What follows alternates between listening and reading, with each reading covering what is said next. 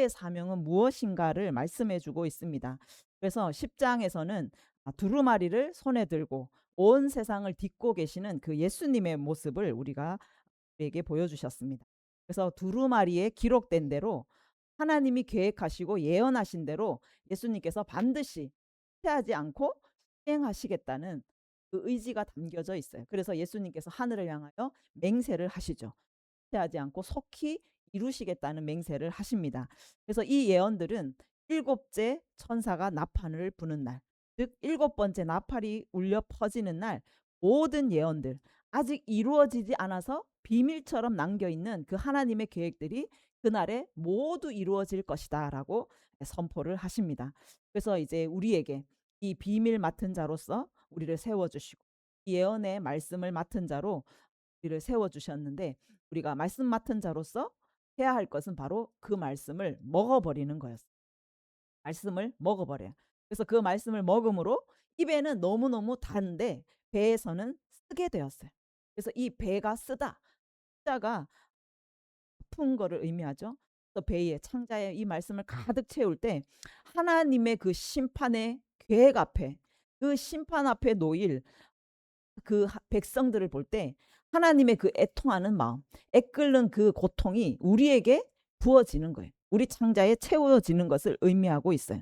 그래서 하나님의 그 정말 고통하는 마음을 우리 마음에 가득 채워서 우리가 하나님과 동일하게 고통하고 동일하게 탄식하는 그 마음으로 세상을 향하여서 주님께 돌아오라는 메시지를 선포하는 거죠. 주 예수를 믿으라, 그리하면 너희가 구원을 받겠다라는 그 말씀을 외치고 선포하는 것이 바로 교회의 사명이고 또 성도의 사명이다라고 말씀을 하고 계십니다. 그래서 이 배에 우리가 말씀을 먹어서 가득 채웠을 때 이제 많은 백성과 나라와 방언과 임금에게 다시 예언하여야 하리라 해서 11장으로 이제 이 말씀 맡은 자들의 사명이 계속 이어지는 것을 우리에게 보여주고 계십니다.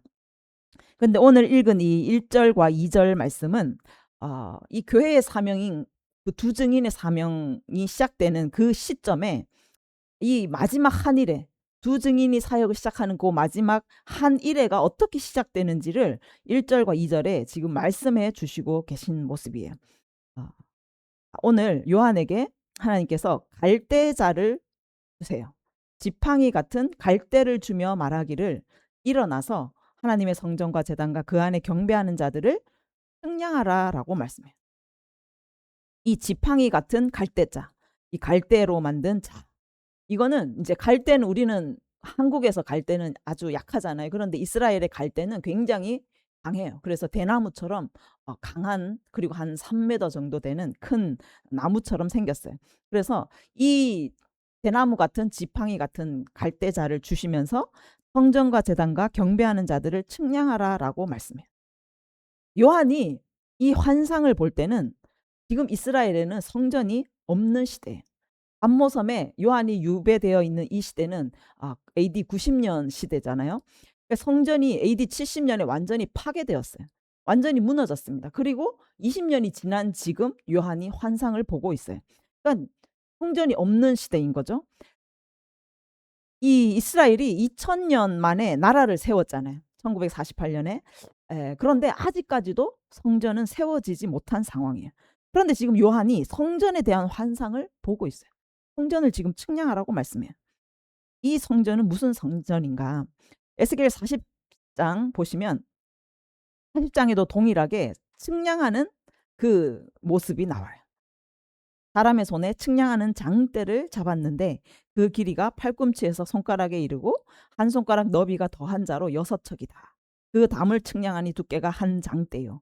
그러면서 이 성전을 측량하는 모습이 나오고 계시록 21장에 가도 동일하게 또 성전을 측량하는 모습이 나옵니다. 15절에 보면은 내가 말하는 자가 그 성과 그 문들과 성곽을 측량하려고 금 갈대자를 가졌더라. 금 갈대자를 가지고 성전을 지금 측량하고 있는 모습을 보여주십니다.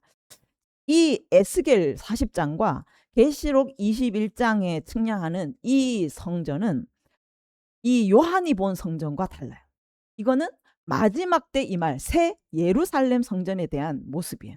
그래서 실제로 이 측량한 그 숫자를 계수를 해 보면 이 에스겔 40 장과 계시록 21 장의 성전 크기가 비슷하게 나온다고 합니다.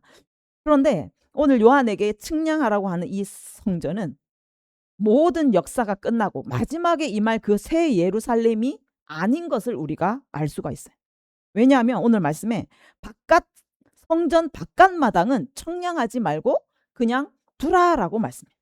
왜냐하면 42달 동안 이방인에게 짓밟히리라.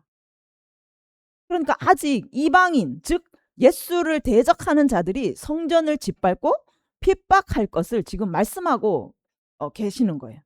그러니까 이때는 심판이 완성되지 않은 때라는 것이죠.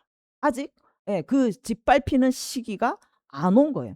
그래서 이거는 그 에스겔과 계시록 21장의 성전과는 완전히 다른 것을 우리가 알 수가 있겠죠. 그래서 이것이 무엇인가? 이것이 마지막 한 일회가 시작될 때 두 증인에서 또 일어나는 그 시즌에 성전이 있을 것을 지금 말씀을 하고 계신 거예요. 다니엘 9장 27절에 가면 그가 장차 많은 사람들과 더불어 한 일회 동안에 언약을 굳게 맺고 그가 한 일회의 절반에 제사와 예물을 금지할 것이며 포악하고 가증한 것이 날개를 의지하여 설 것이다. 자, 우리가 이 다니엘 말씀을 보면 한 일회의 시작이 어떻게 시작됐냐 하면 많은 사람들과 더불어 한 일회 동안에 언약을 굳게 맺는 것으로 시작하는 것을 볼 수가 있어요. 그리고 그 언약에 의해서 어떤 일이 일어나고 그리고 절반에 갑자기 언약 맺은 자들이 그 언약을 깨트려 버려요. 그 협정에 협정이 깨어지고 제사와 예물을 금지하는 일이 일어나게 될 거라고 말씀을 하고 있는 거예요. 그러니까 이 협약을 통해서 우리는 무엇을 알 수 있냐면 이 제사를 드릴 수 있는 성전이 채워지는 것을 알 수가 있어요. 그래서 성전이 그 협약에 의해서 지어지고 거기에서 이 제사를 잘 지내다가 절반이 되었을 때 7년의 절반이 되었을 때 갑자기 그 협정이 깨어지면서 제사가 금지되는 거예요. 그래서 포악하고 가증한 날개를 의지하는 자가 거기에 선다라고 지금 말씀을 하고 계신 거예요. 그러니까 한 일회 동안에 그 굳게 맺는 조약은 바로 성전이 세워지는 조약인 것을 우리가 말씀을 통해서 알 수가 있습니다. 이 성전이 세워져야 되는 거예요. 마태복음 24장 15절에 가면 예수님께서도 말씀하세요. 너희가 선지자 다니엘이 말한 바 멸망에 가증한 것이 거룩한 것에 선 것을 보거든. 그러니까 멸망에 가증한 것이 거룩한 성전에 선다라는 거예요. 그러면 성전이 있어야 그가 설 수가 있겠죠. 데살로니가 후서 2장 3절에도 말씀하세요. 저 불법의 사람 멸망의 아들에 나타나기 전에는 그날이 이르지 아니하리라. 그러니까 멸망의 아들이 나타나야 예수님이 오시는 그 재림이 일어난다라는 거예요. 그러면 4절에 그 멸망의 아들이 누구냐면 그는 대적하는 자라. 신이라 불리는 모든 것과 숭배함을 받는 것에 대항하여 그 위에 자기를 높이고 하나님의 성전에 앉아 자기를 하나님이라고 내세우느니라. 그러니까 이 멸망의 아들이 누구냐면 하나님의 성전에 앉아서 자기를 하나님이라고 부르게 만드는 그 존재라는 거예요.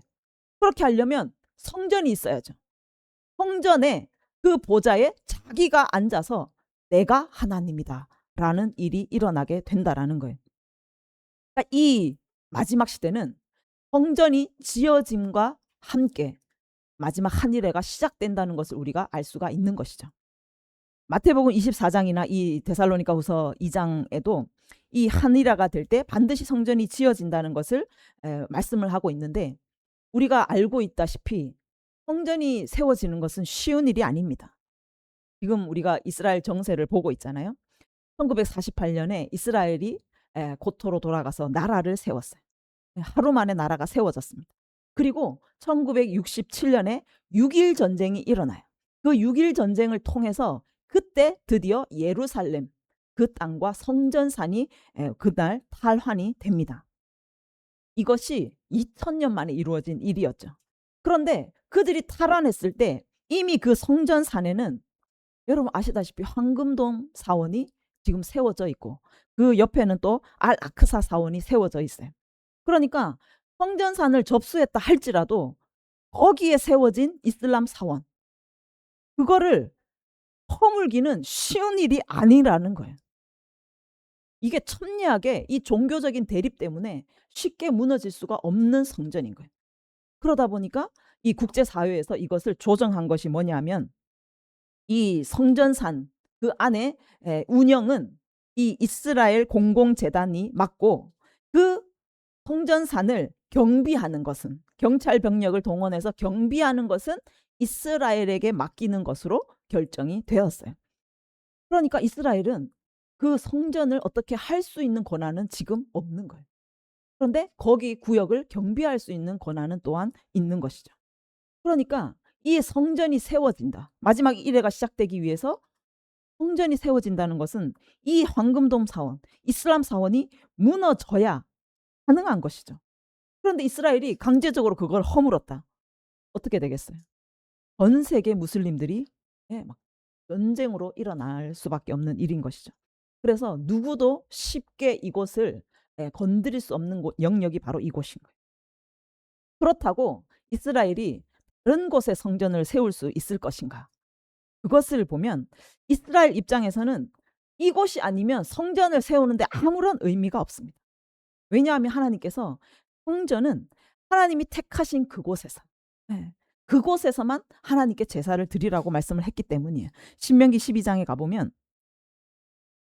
너희가 쫓아낼 민족들, 그러니까 이 우상 숭배, 이방의 신을 섬기는 자들은 높은 산이든지 작은 산이든지 푸른 나무 아래든지를 막론하고 아무 곳에서나 그들은 의식을 행했어요. 그 우상을 숭배하고 거기서 행음을 했습니다. 아무데나 그냥 자리를 깔고 푸른 나무 아래면은 모든 곳이 그 제사를 드릴 수 있는 곳이었어요. 그런데 이스라엘 민족 하나님의 백성은 뭐라고 하시냐면 너희는 삼가서 네게 보이는 아무 곳에서나 번제를 드리지 말고 오직 너희의 한 지파 중에 여호와께서 택하실 그곳, 유다 땅이죠. 하나님께서 택하실 그 곳에서만 번제를 드리고 내가 네게 명령하는 모든 것을 거기서 행할 것이다 라고 말씀을 하고 계신 거예요. 그러니까 이스라엘 민족은 아무데나 성전을 세워서 제사 지낸다고 그것이 제사가 아닌 거예요. 아무런 의미가 없는 거예요. 반드시 이곳 여호와께서 택하신 그곳에서만 그들이 제사를 드릴 때 그곳이 성전이 될 수가 있고 하나님이 받으시는 제사가 될 수 있다라고 생각하는 거예요. 이곳이 바로 어디입니까? 역대하 3장에 가보면 솔로몬이 예루살렘 모리아산에 여호와의 전 건축하기를 시작하니 이 성전산이 바로 모리아산이라는 거예요. 아브라함이 이삭을 바쳤다. 그 모리아산이 바로 이 성전산입니다. 그리고 그곳은 다윗에게 나타난 하나님께서 나타난 곳이요 여부스 사람 오르난의 타작 마당이에요. 다윗이 오르난에게 금 600세겔을 주고 샀던 타작 마당이에요. 이곳이 바로 솔로몬이 성전을 세운 곳이고 하나님께서 택하신 곳인 거예요.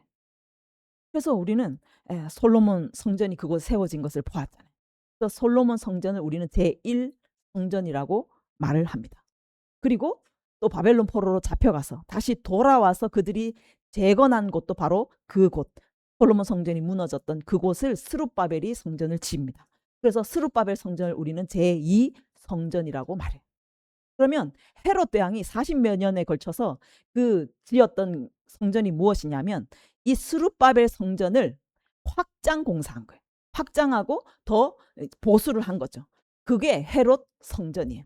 그것도 헤롯 성전도 제2성전에 포함되는 성전인 거예요. 그러면 이제 오늘 말씀에 나온 이 성전, 요한에게 보여주신 이 성전, 이것이 만약 다시 세워진다면 제3성전이 되는 것이죠. 제3성전이 세워질 곳은 다른 곳이 아니라 반드시 이곳이어야 되는 거예요. 다른 곳은 불가능한 거예요. 지금 그 황금돔 사원이 세워졌다 해서 이스라엘이 다른 곳에는 세울 수가 없는 곳이에요.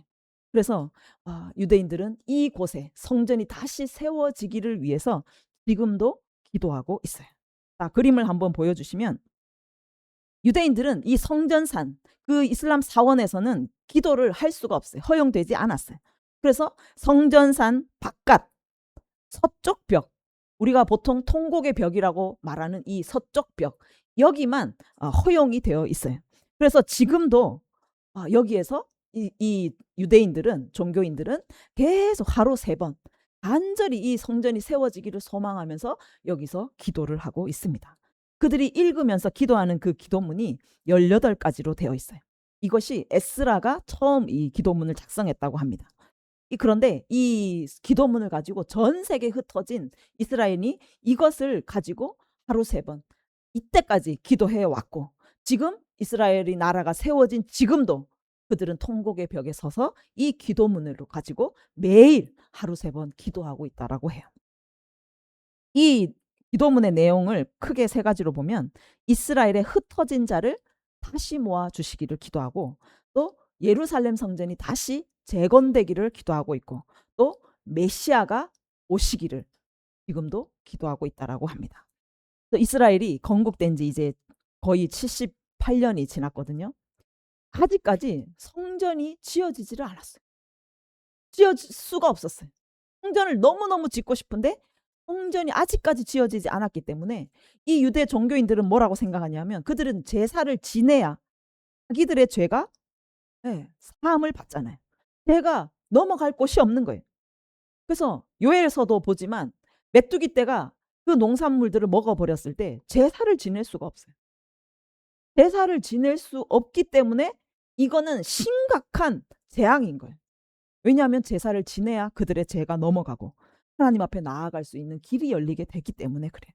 그래서 이스라엘 사람들은 지금도 이곳에 성전이 지어져야 그들이 하나님 앞에 제사를 지낼 수 있고, 그것을 통해서 하나님이 그들에게 다시 임재하시고, 또 그들은 그들의 하나님이 되실 수 있다라고 지금 생각을 하고 있다라는 거예요. 그래서 지금도 예루살렘 성전이 다시 재건되기를 위해서 이곳에서 계속 기도하고, 또한 그냥 기도만 하는 것이 아니라 성전이 지어지기 위해서 계속적으로 준비를 해오고 있다라는 거예요. 그림을 보시면 그들이 건립한 것이 성전 연구소예요. 성전 연구소, 그 앞 건물 그림이 있죠. 이 성전 연구소를 통해서 과거 성전 안에서 드렸던 모든 제사와 그 성전과 그 모든 것들을요, 그 자료를 통해 고증을 통해서 철저하게 연구하는 일들을 하고, 또 그것을 지금 복원하는 그 사역을 계속적으로 하고 있어요. 현대에 엄청난 그 신기술이 거기 접목이 되어서 이 모든 것들이 정확하게 과거 성전 제사를 드렸던 그 모든 것들이 실제적으로 지금 복원이 되어 있는 상황이에요. 그래서 성전 제사를 드릴 때 사용했던 기물들, 또 기구들, 그리고 제사장들이 입는 의복, 그리고 찬양할 때 드리는 나팔과 수금과 비파, 이런 것들이 철저하게 지금 완전히 복원되어 있습니다.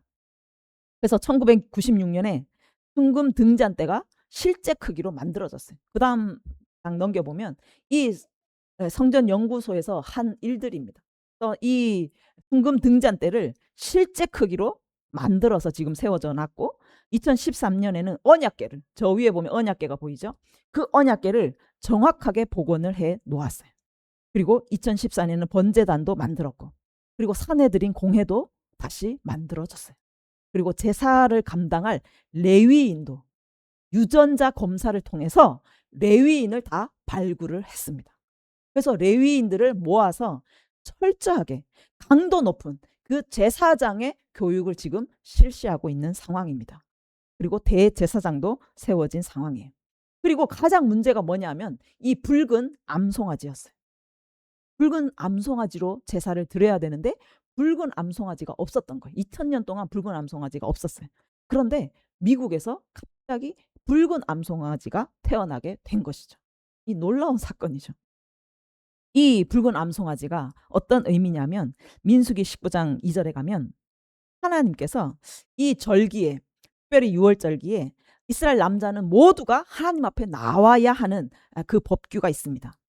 그런데 그들이 이제 하나님의 성전에 가다 보면 나도 모르게 그 무덤을 지나갈 수도 있고, 뭐 시체를 볼 수도 있고, 동물의 시체를 볼 수도 있고, 여러 가지 환경의 원인으로 인해서 부정해질 수가 있습니다. 그러면 하나님 앞에 나갈 수가 없는 거예요. 절기일 때 하나님 앞에 얼굴을 보일 수가 없어요. 그러면 어떻게 되나요? 아주 큰 재앙을 당하게 될 수밖에 없는 거죠. 그래서 하나님께서 이것을 대비하기 위해서 주신 것이 뭐냐면 이 붉은 암송아지의 규례예요. 그래서 아직 멍에 매지 않은 흠없는 붉은 암송아지를 잡아요. 잡아서 거기에다가 백향목, 우슬초, 홍색 실과 함께 태워요. 붉은 송아지를 태워서 재를 만듭니다. 이 재를 실로암 물과 합쳐서 잿물을 만들어요. 이 잿물로 씻어서 정결하게 된 자가 성전에 들어갈 수가 있게 되는 거예요. 그는 정결하게 하는 물로 뿌림을 받지 아니하였은즉 부정하리라. 이 물로 뿌림을 받으면 정결하게 되는 이 정결 예식이 있습니다. 그래서 이스라엘 사람들이 하나님 앞에 성전에 나아가기 위해서는 반드시 붉은 암송아지가 있어야 돼요. 반드시 있어야 되는 거예요. 그런데 이 붉은 암송아지가 2000년 동안 없었는데 이 붉은 암송아지가 나타나게 된 거예요. 그것을 이제 이스라엘로 옮겨오게 되었습니다. 그러니까 성전 건축, 또 제사에 필요한 모든 도구들, 사람들, 또 붉은 암송아지까지 모든 것이 지금 완벽하게 준비가 된 상태예요.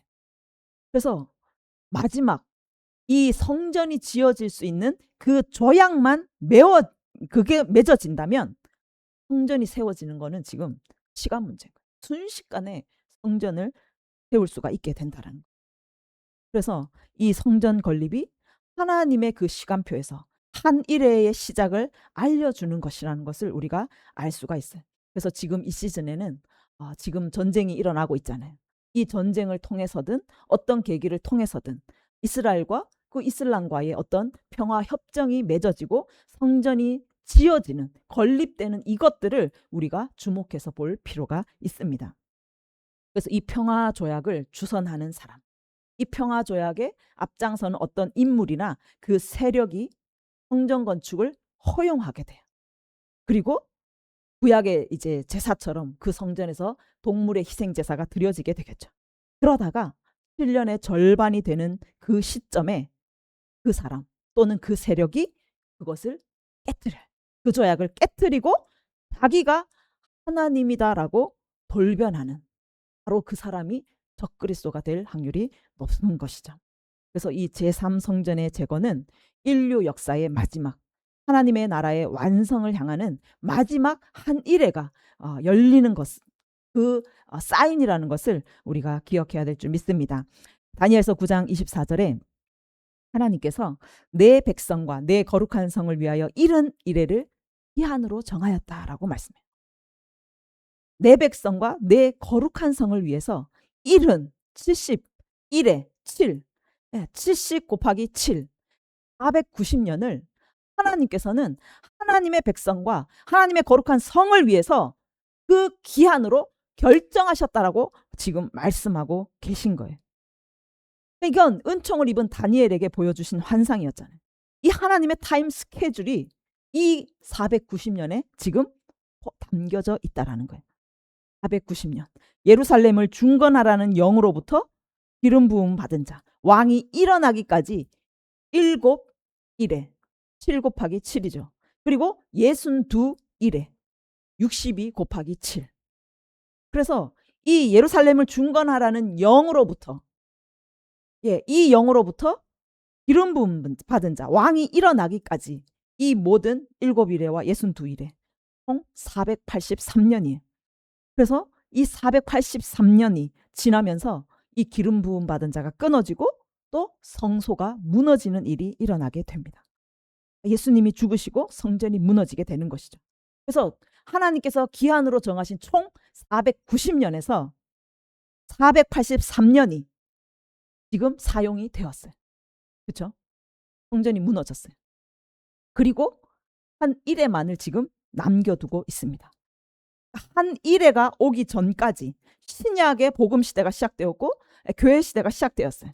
그 시대는 끝까지 전쟁이 있으리니 황폐할 것이 작정되었다 라고 말씀해요.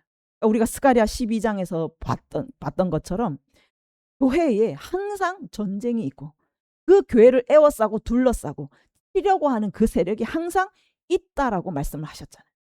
그러니까 이 교회가 계속 세상으로부터 핍박을 받을 것이 작정되었다라고 지금 말씀을 하고 있다라는 거예요. 그리고 이제 많은 사람과 더불어 한 일회의 언약을 맺게 되면서 한 일회가 시작된다라고 말해요. 그러면 483년 예수님의 죽음과 성전의 무너짐, 그것으로 사용이 되었습니다. 그리고 2000년이 지났어요. 그리고 이제 다가올 한 일에, 그러니까 이 2000년은 공백기인 거예요. 하나님의 계수에는 들어가지 않는 공백기인 것을 우리가 볼 수가 있습니다. 여기에는 하나님의 그 시간의 계산법이 들어있어요. 우리가 바벨론 포로에서 70년 만에 돌아온다고 예언을 하셨잖아요. 그런데 시간적으로 계산하면 70년이 잘 맞지 않아요. 포로로 잡혀가고 돌아온 그 시간으로 계산을 하면 잘 맞지 않아요. 그런데 성전을 중심으로 하면, 성전이 무너진 586년, 그리고 성전이 다시 중건된 516년, 그 성전을 중심으로 계산을 하면 70년이 정확하게 나와요. 하나님의 시간은 성전 중심, 성전 중심으로 시간을 계산하시고 계신 것을 우리가 알 수가 있어요. 그러니까 490년이라는 이 시간을 정하시고, 483년이 예루살렘 성전이 파괴된 것으로 이제 끝났잖아요. 그리고 2000년 동안 공백의 시간, 계산이 없는 그 시간이 지났습니다. 왜냐하면 성전이 없기 때문에 그래요. 그리고 성전이 세워질 때 그 시간이 다시 계산이 되는 것을 우리가 볼 수가 있는 거예요. 예수님이 말씀하신 마태복음 24장 32절에 무화과 나무의 비유를 배우라. 그 나무가 연하여지고 잎사귀를 내면 여름이 가까운 줄 안다. 여름이 가까운다. 우리는 이 말씀을 이스라엘이 다시 재건된 시점을 보고 있어요. 무화과 그 나뭇가지가 연하여지고 잎이 돋았어요. 1948년에 이스라엘이 하루 만에, 이사야 예언처럼 하루 만에 아이가 태어났어요. 나라가 세워졌습니다. 2000년 동안 나라가 없다가 나라가 생긴 이 전례 없는 일이 일어나게 되었어요. 그런데 1967년 이 3차 중동 전쟁이라고 말하고 또 6.1 전쟁이라고 말하는 이 전쟁을 통해서 예루살렘이 수복이 되었어요. 성전산을 다시 되찾게 되었어요. 우리는 바로 이 시점, 예루살렘과 성전산이 회복된 그 시점을 시대적인 징조로 볼 필요가 있다라는 것이죠. 이 모든 일이 일어나거든 인자가 가까이 온 줄 알아라. 그러니까 우리는 이스라엘이 건국한 시점보다 특별히 하나님은 시간은 성전 중심이기 때문에 이 성전산이 회복된, 수복된 그 징조를 보면서 무화과 나뭇가지가 연하여졌다. 잎사귀를 낸 여름이 되었다. 그러니까 이 수복된 예루살렘과 성전산에 성전이 다시 세워질 것이, 그 시즌이 준비되었다라고 우리는 볼 수가 있다라는, 여름이 된 것이죠. 성전이 다시 세워질 준비가 된 시즌이라고 볼 수가 있어요. 그래서 성전이 다시 세워진다면 이제 무화과 나무 열매가 맺혀지는 가을절기로 들어갈 수가 있게 되는 것이죠. 그래서 이 징조를 본 세대가 지나기 전에 이 일이 다 일어나리라라고. 예루살렘이 수복된 1967년부터 지금 59년이 지났습니다. 예루살렘이 수복된 이 일들을 본 그 세대들이 지금도 살아 있는 것이죠. 이들이 죽기 전에 예수님이 다시 올 것이다. 이 모든 일이 이루어질 것이다 라고 말씀을 하고 있는 거예요. 그래서 하나님이 정하신 이 490년의 기한, 성전이 무너지면서 480년의 3년의 시간이 지났고 또 2000년에 성전이 없는 이 공백기, 시간 계산하지 않는 공백기가 지나고, 그리고 이제 많은 사람들이 조약을 맺어서 성전을 세우는, 성전이 세워지게 되는 그 시점부터 다시 하나님이 정하신 490년에 남은 한 일에 7년의 시간 계산이 들어간다는 것을, 다시 시간이 계산된다는 것을 우리가 알 수가 있습니다. 24절에 보면 이른 이래를 기해안으로 정하였나니 허물이 거치며 죄가 끝나고 죄악이 용서되며 영원한 의가 드러나며 환상과 예언이 응하며 또 지극히 거룩한 이가 기름 부음을 받으리라. 하나님의 모든 역사는 이른 이래 490년으로 정하여졌다라고 말씀을 하고 있습니다. 시간의 주관자는 하나님이세요. 하나님께서 이 시간을 정하셨기 때문에 하나님은 이 시간을 이끌어 가실 것이고, 하나님이 그 시간 타임에 맞는 일을 계획하신 그 모든 계획과 예언들이 반드시 성취될 것을 지금 말씀하고 계신 거예요. 그래서 새로운 성전이 지어지면서 다시 계수되는, 그 하나님의 시간이 계수되는 한 일에, 마지막 한 일에 이 모든 시간은 내 백성과 내 거룩한 성을 위하여 정하셨다라고 말씀을 하고 있어요. 세상 사람이 아니라 하나님의 백성들, 하나님의 거룩한 성을 위해서 이 시간을 정하셨다라고 말씀을 하고 있다라는 거예요. 그러니까 마지막 한 일에도 마찬가지로 하나님의 백성과 하나님의 거룩한 성을 위해서 이 시간도 하나님께서 허락하신 것을, 계획하셨다는 것을 우리가 알 수가 있다라는 것이죠.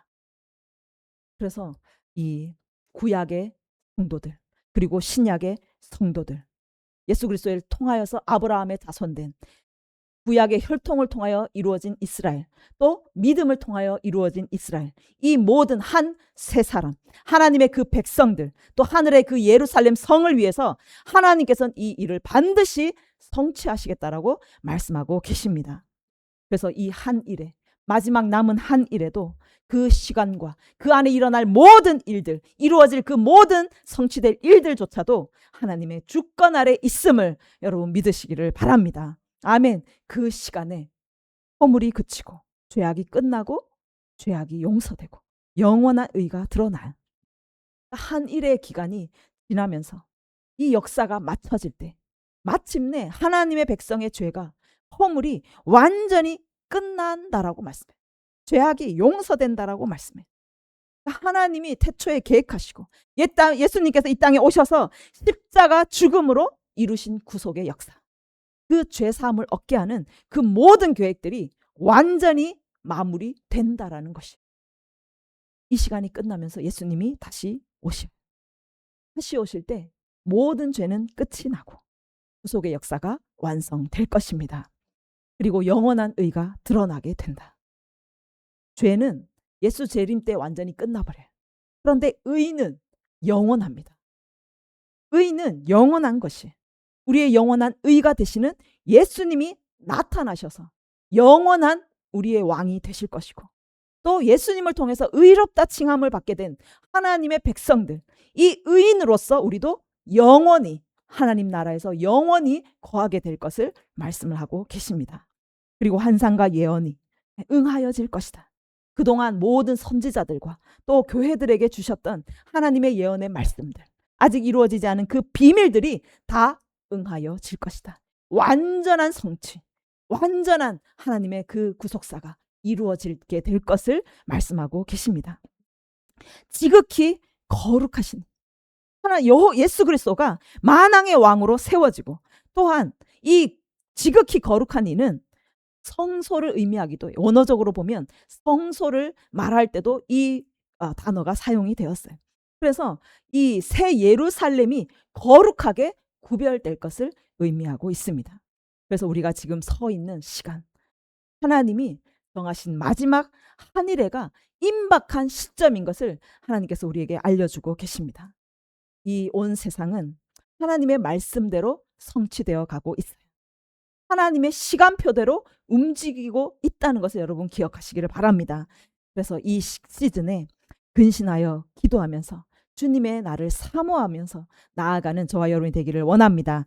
베드로후서 3장 11절에 이 모든 것이 이렇게 풀어지리니, 이 모든 세상의 역사들, 세상의 모든 시간과 일들이 하나님의 시간표대로, 하나님의 계획표대로 이렇게 풀어질 것이다. 너희가 어떠한 사람이 되어야 마땅하겠냐. 하나님의 시간대로 움직여 갈 것인데, 하나님의 계획대로 이루어져 갈 것인데, 그러면 너희가 어떠한 사람이 되어야 마땅하겠느냐.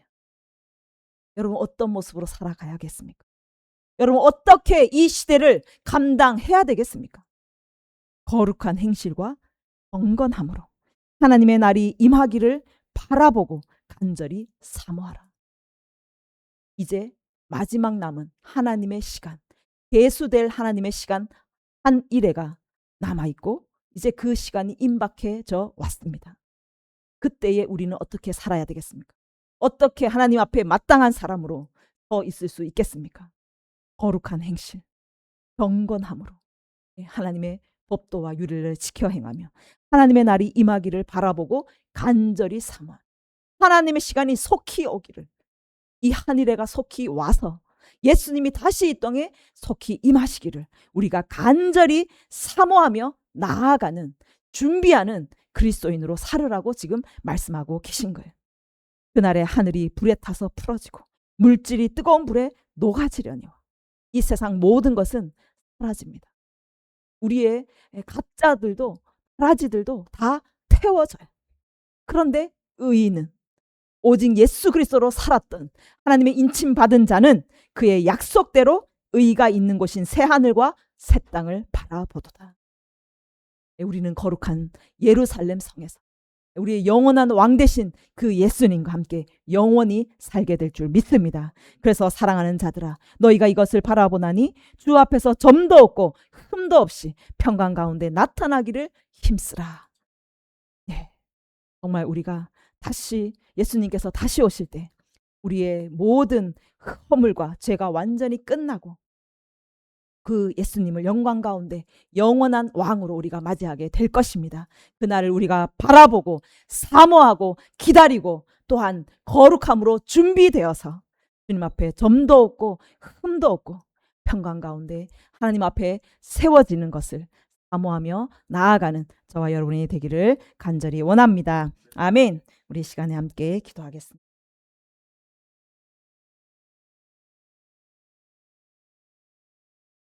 그날이 도둑같이 우리에게 온다라고 말씀하고 계시지만 또 한편으로 하나님께서는 우리에게 도둑같이 임하지 않는다라고 말씀해요.